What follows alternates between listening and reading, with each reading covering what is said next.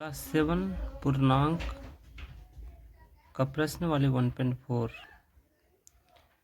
एक नंबर दिया गया है कि निम्नलिखित के मान ज्ञात कीजिए। तो यहाँ पर भाग के टर्म में दिया गया है, तो इसे हल करते हैं।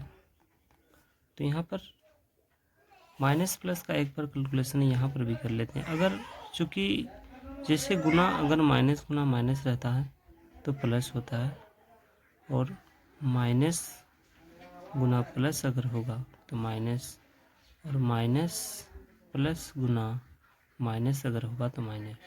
तो यही चीज़ सेम है भाग में भी। अगर माइनस भाग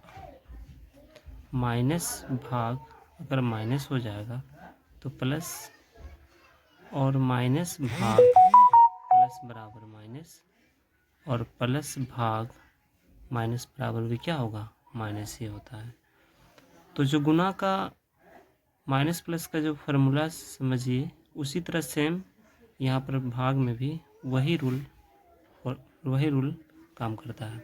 तो यहाँ पर जैसे -28 है तो -28 हम इसको लिख देंगे, और भाग का मतलब क्या होता है, बटे में क्या हो जाएगा 7, तो काट देंगे 7 का 7, 7 चौके 28, तो कितना हुआ 4। एक हर किसी भी संख्या के नीचे एक रहता है, इसलिए एक को नहीं लिखेंगे। यहाँ पर क्या है, माइनस है, तो इसलिए सिर्फ यहाँ पर माइनस लिख देंगे। बी नंबर है 50, तो लिख देंगे 50। अब भाग का चिन्ह दिएगा तो बटे क्या हो जाएगा, माइनस, काट देंगे 5 का 5, 5 का 5, यानी यहाँ पर कितना हो रहा है 1 और 0, 10। जो ये माइनस जो बटे में है, अगर नीचे रहे चाहे ऊपर रहे माइनस, हम इस प्रकार लिख सकते हैं -1। तो अगर वो हर में रहेगा माइनस, फिर भी वो क्या चला जाता है, वो सिर्फ अगर माइनस को रखना है तो अंश में ही हम रख सकते हैं, -10। सी नंबर है -56। सॉल्यूशन करते हैं, -56 और भाग कितना है -8। तो यहाँ पर बताया था कि अगर माइनस भाग माइनस होगा तो फिर भी क्या हो जाएगा, प्लस। अगर माइनस भाग माइनस करते हैं तो फिर भी प्लस होता है, लेकिन ज़्यादातर काट देने से बेहतर रहेगा। माइनस माइनस दोनों को काट दिया, 8 का 8, 8 7 56, तो यहाँ पर कितना हो जाएगा 7। अब डी नंबर सॉल्यूशन करते हैं। -29 और भाग कितना है 29, काट देंगे 29 का 29, 29 का 29, तो क्या हो जाएगा -1। अब ई नंबर सॉल्यूशन करते हैं। ई नंबर है 15 भाग 4 + 1 है, यानी इधर क्या हो जाएगा -1 बचेगा, तो इसीलिए 15 बटे में क्या आ जाएगा -1, तो सिर्फ इस माइनस को ऊपर ले जाना है 15 में, यही आंसर होगा। अब एक नंबर सॉल्यूशन करते हैं। यहाँ पर 0 है और भाग क्या है -11।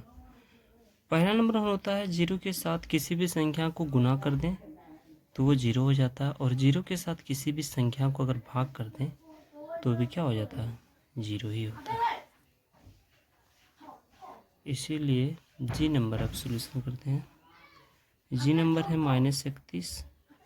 एक बार इस टर्म को थोड़ा सा बढ़िया से लिख देते हैं, भाग -30 और देखिए -30 यहाँ पर है और प्लस माइनस -1, तो हो जाएगा -31, -30 और -1 जो दोनों जुट के हो जाएगा क्या, -31, तो माइनस माइनस कट जाएगा। इसे भी दोनों सेम है इसलिए एक बार में कट जाएगा। इसका आंसर जो है एक होगा, एच नंबर को सॉल्यूशन करते हैं। -6 × 5 यानी -30 भाग -2 है और प्लस क्या है 1 है, तो यहाँ पर क्या हो जाएगा -1 बचेगा, इसीलिए -3 और क्या -1, माइनस माइनस कट जाएगा, जो इसका आंसर होगा वो 30 होगा। फिर आई नंबर उसी प्रकार गया है 0 भाग, तो ये भी क्या हो जाएगा 0, इसका भी आंसर 0 ही होगा।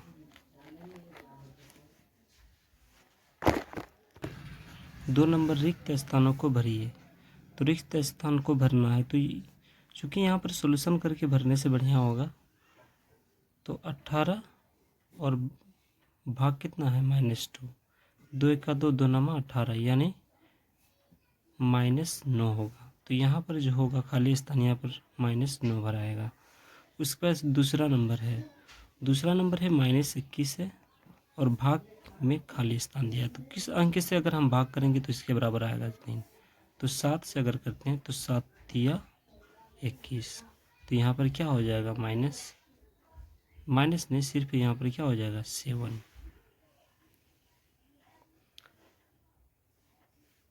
सी नंबर कहा जा रहा है कि -203 है और यहाँ पर क्या 1 है। तो अगर -203 को -203 से ही भाग करेंगे तभी क्या होगा 1 होगा, इसलिए यहाँ पर भी क्या होगा -203। यहाँ पर है 222 बटे 200 भाग 222। तो हमको 222 को 1 से अगर भाग देंगे तो इसके बराबर हो जाएगा, इसलिए यहाँ पर क्या 1। अब ई नंबर सॉल्यूशन करते हैं।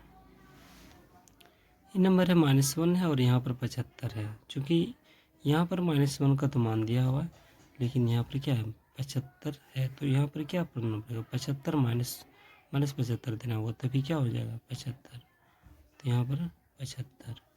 अब एफ नंबर है 0 भाग 99।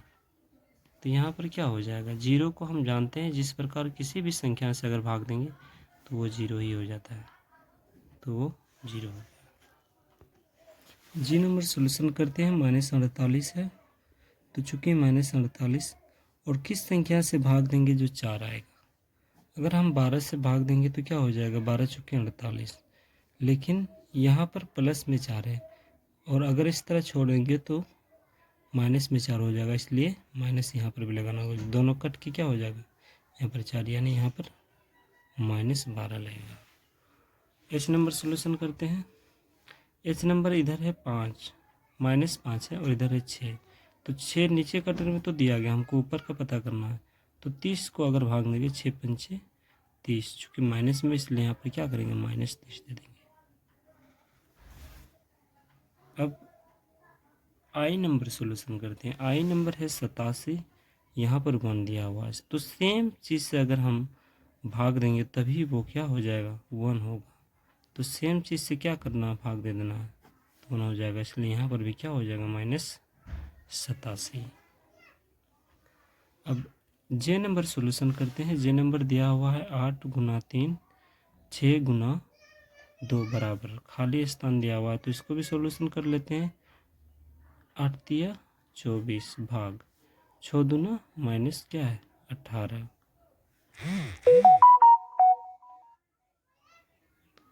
24 और यहाँ पर क्या है 18 है। थोड़ा सा इस क्वेश्चन को थोड़ा सा देख लेते, सॉरी थोड़ा मिस्टेक हो गया। 6 दूना क्या होता है 12, तो यहाँ पर आ जाएगा -12। तो 12 एका 12, 12 दूना 24, जो माइनस लग जाएगा, इसलिए यहाँ पर क्या होगा -2। अब 3 नंबर सॉल्यूशन करते हैं। 3 नंबर का क्या है कि निम्नलिखित में से कौन सा कथन सत्य है और कौन सा कथन असत्य है।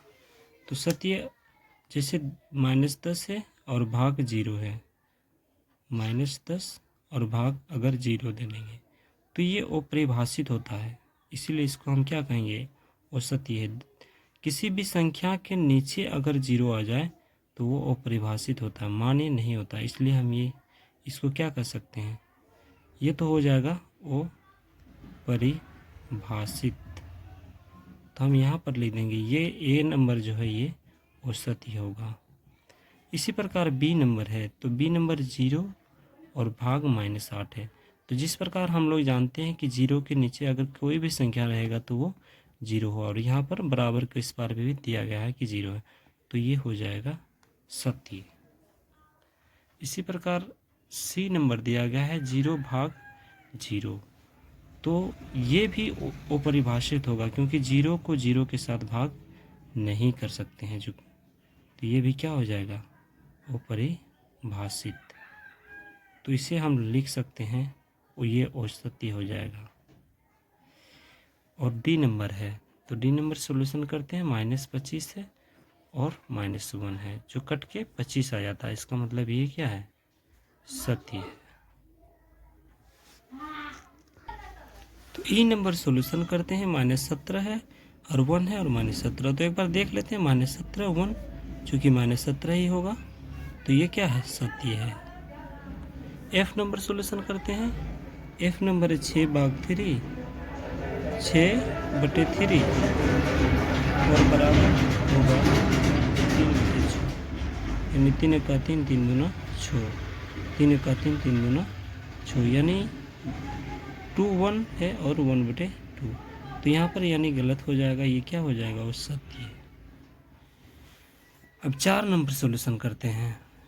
4 नंबर दिया है कि सत्यापित कीजिए, तो यहाँ पर मान दिया गया है, तो हम देख सकते हैं, ए बराबर 3 है, बी बराबर -2 है, सी बराबर 4 है। तो ए भाग बी प्लस सी बराबर नहीं ए भाग बी, तो सिर्फ इसको क्या कर देना, मान रख देना है। एक बार और उतार लेने से बेहतर होगा, इसलिए उतार लेते हैं। ए बराबर क्या देगा 3, बी बराबर -2 और सी बराबर 4।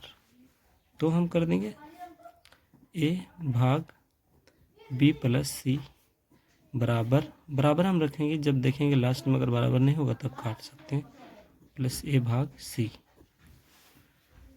तो चूँकि इसको सोल्यूशन करते हैं, ए का मान 3 है, भाग बी का मान माइनस में, इसलिए यहाँ पर क्या करना होगा, मिडिल ब्रैकेट देना होगा। बी का मान -2 है और प्लस सी का मान क्या है, 4 है, बराबर ए का मान है और बी का मान है, तो यहाँ पर भी मिडिल, ए का मान है 3 और भाग बी का मान क्या है, -2, तो -2 देंगे और प्लस ए का मान है यहाँ पर 3 और भाग सी का मान है 4।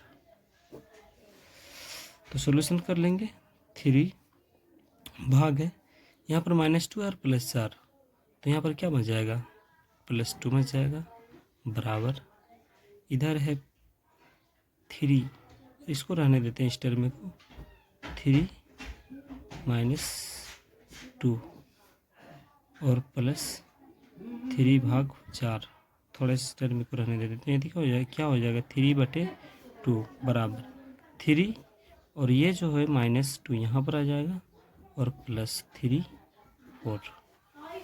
तो इसको सॉल्यूशन करना होगा, तो 3/2, 2 4 का लघुत्तम हो जाएगा 4, 2 4 का लघुत्तम हो जाएगा 4, और यहाँ पर आ जाएगा 2 दूना 4, तो 3 दूना क्या हो जाएगा 6, इस माइनस को ऊपर ले जा सकते हैं, और प्लस 4 का 4 यहाँ पर 3 आ जाएगा, तो 3/2 और -3/4। तो क्या है ये सत्यापित नहीं है, इसलिए यहाँ पर क्या कर देंगे, कट का चिन्ह लगा देंगे।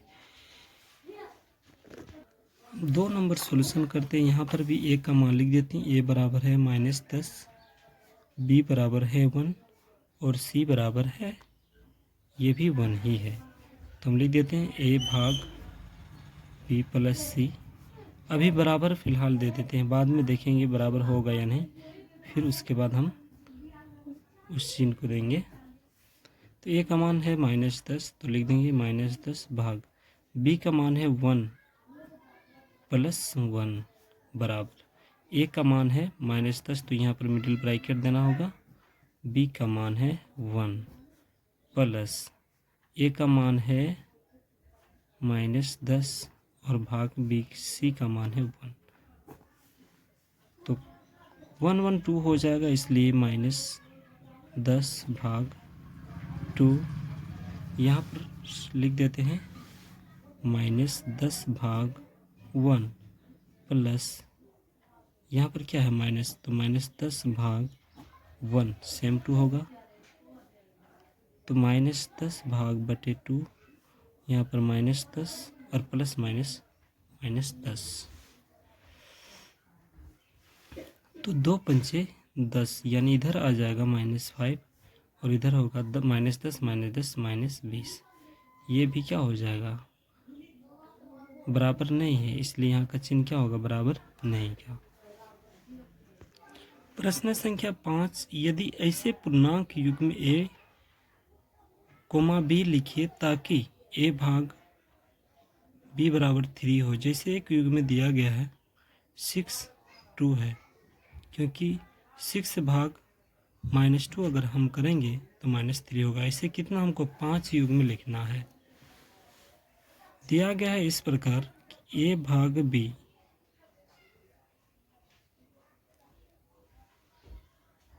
बराबर कितना है -3, चूँकि हमको इस टर्म में लिखना है ए कोमा बी बराबर ए भाग बी बराबर कितना होना चाहिए -3। तो इसी प्रकार हमको 5 टर्म में लिखना है। यहाँ पर दिया गया है 6 भाग 2, अगर 2 से हम भाग करेंगे तो कितना होगा -3। एक तो दिया गया है, तो इसी प्रकार हमको 5 और लिखना है। तो हम लिख सकते हैं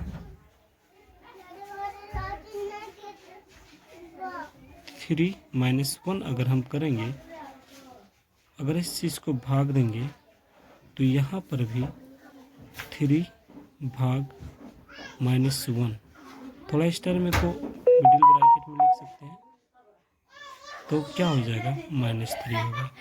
इसी प्रकार अगर 9 को -3 से अगर हम भाग देंगे तो क्या हो जाएगा, ये भी -3 ही आएगा। तो मिडिल ब्रैकेट का प्रयोग करेंगे, 9 भाग -3 बराबर क्या हो जाएगा -3। इसके बाद इसी प्रकार अगर 12 को अगर -4 से भाग देंगे तो 12 भाग -4, तो ये भी क्या हो जाएगा -3 ही होगा। उसी प्रकार अगर 15 को हम 5 से भाग करेंगे -5 से, तो इसी प्रकार हो जाएगा 15 भाग -5, क्या आ जाएगा -3। इसी प्रकार अगर 18 को भाग -6 से करेंगे तो यहाँ पर भी क्या आ जाएगा 18 भाग -6, तो क्या हो जाएगा -3। ये इसी एक 5 युग में लिखना था, 5 युग में हो गया। अब अगले क्वेश्चन को सुनिए। प्रश्न संख्या 6, एक कक्षा जांच में प्रश्नों के प्रत्येक सही उत्तर के लिए +3 अंक दिए जाते हैं और प्रत्येक गलत उत्तर के लिए -2 अंक दिए जाते हैं, और किसी प्रश्नों का हल करने का प्रयास नहीं करने पर कोई अंक नहीं दिया जाता है। तो 1 नंबर शिवानी ने 20 अंक प्राप्त किए। यदि उसके 12 उत्तर सही पाए जाते हैं तो उसने कितने प्रश्नों का उत्तर गलत दिया है। तो चूंकि यहाँ पर शिवानी ने 20 अंक तो प्राप्त किए हैं, उनके गलत उत्तरों का हमको मालूम नहीं, इसलिए यहाँ पर थोड़ा सा मानना होगा। माना कि शिवानी ने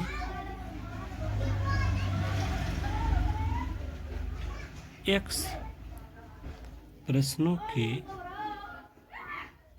गलत उत्तर दिए हैं। शिवानी ने x प्रश्नों के गलत उत्तर दिए हैं। अब यहाँ पर है कि कुल अंक, तो कुल अंक बराबर क्या होगा, शिवानी ने कितने प्रश्नों के सही जवाब दिए हैं 12, और एक प्रश्न के लिए उन्हें 3 नंबर मिलता है, प्लस उसी में जुड़ेगा गलत भी, तो माने है x, और एक प्रश्न गलत करने पर -2 मिलता है। अब हम मानते हैं कि शिवानी ने कुल अंक कितने प्राप्त किए हैं, तो कुल अंक 20, कुल अंक यहाँ पर दिया गया, शिवानी ने 20 अंक प्राप्त किए, तो इधर हम 20 लिख देंगे, 12 36 और +-2x, तो यहाँ पर आ जाएगा 20, और ये जो प्लस में इस बार है, इस बार अगर लाएंगे तो माइनस में हो जाएगा, -2x। तो यहाँ पर 36 में 20 घटेगा तो क्या बचेगा -16 बराबर -2x। इस टर्म में को इसी पार इसलिए हम रहने देते हैं कि थोड़ा समझने में बढ़िया रहेगा, इसलिए -2 इस पार आ जाएगा, x माइनस कट जाएगा, 2 1 2 और 2 8 16, 8 बराबर x, या हम इसको इस प्रकार भी लिख सकते हैं x बराबर 8।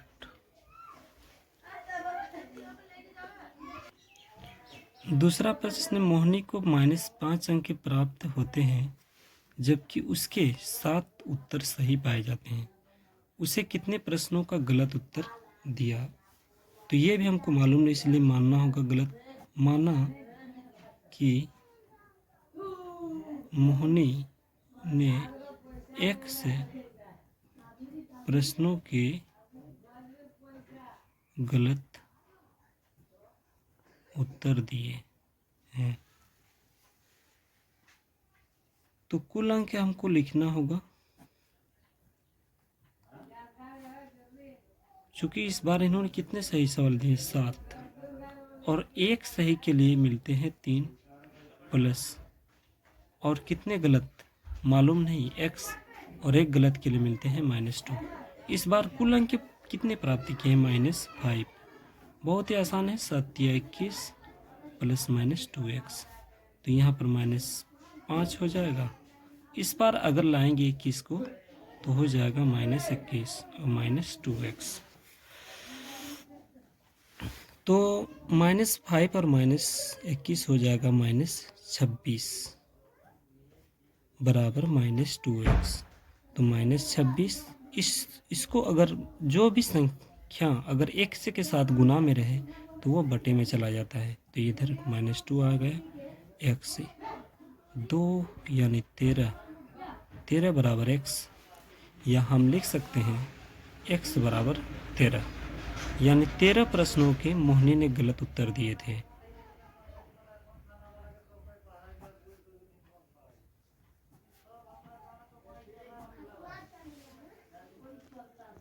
प्रश्न की संख्या 7, कोई दुकानदार एक कलम बेचने पर 1 रुपया का लाभ अर्जित करता है और अपने पुराने स्टॉक की पेंसिल को बेचते हैं तो 40 पैसे प्रति पेंसिल हानि उठाता है। तो 1 नंबर, अक्टूबर माह में उसने 5 कलमें की हानि उठाई। इस अवधि में 45 कलमें बेची। बताइए इस अवधि में उसने कितने पेंसिलें बेची। तो हल करना होगा, क्योंकि अक्टूबर माह में, तो हमको लिख देंगे अक्टूबर माह में दुकानदार हानि बराबर 5 रुपया। तो हम इसको पैसे में बदल देंगे तो कितना हो जाएगा, 500 पैसे। और 45 कलमें जो बेची तो इसमें लाभ कितना हुआ, ये भी हम लिखे। 45 कलमें बेचने पर दुकानदार की लाभ बराबर 45 सो क्या हो जाएंगे, पैसे। तो पेंसिल बेचने पर हानि हम निकालेंगे।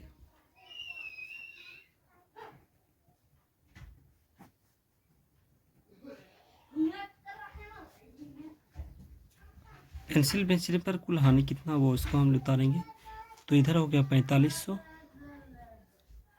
और माइनस, और चूंकि हानि को हम माइनस में ही लिखते हैं तो 4500 माइनस प्लस 500, तो हो जाएगा 5000 पैसे। तो पेंसिल कितनी बेचे अक्टूबर माह में, अब उसको हमको निकालना होगा। पेंसिल कितने बेचे अक्टूबर माह में,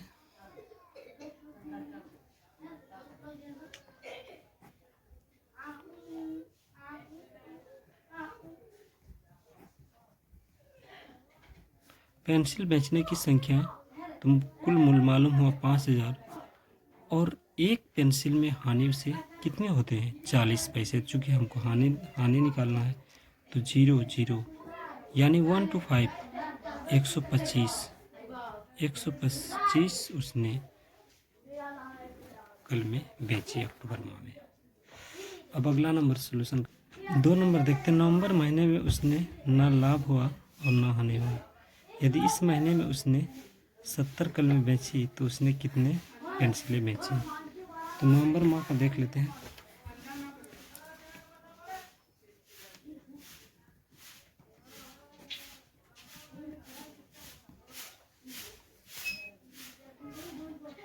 ना तो लाभ हुआ और ना तो हानि। तो कितने उसने बेची? 70 कलमें। तो 70 कलमें बेची तो कितने पेंसिल बेचा? ये बोला कि 70 कलमें बेची तो कितने पेंसिल बेचा। तो पेंसिल से प्राप्त पैसा, पेंसिल जो बेची 70 तो उन्हें प्राप्त कितने पैसा हुआ? प्राप्त पैसा बराबर 70, चूँकि इसको पैसे में बदल देंगे तो 70 कितना हो जाएगा? 7,000 रुपये। अब पेंसिल की संख्या यहीं से हम निकाल सकते हैं। पेंसिल संख्या बराबर 7,000 और पेंसिल में हानि से होता है 40 रुपये, तो हो जाएगा 175। यानी इस बार 175 पेंसिल बेचे।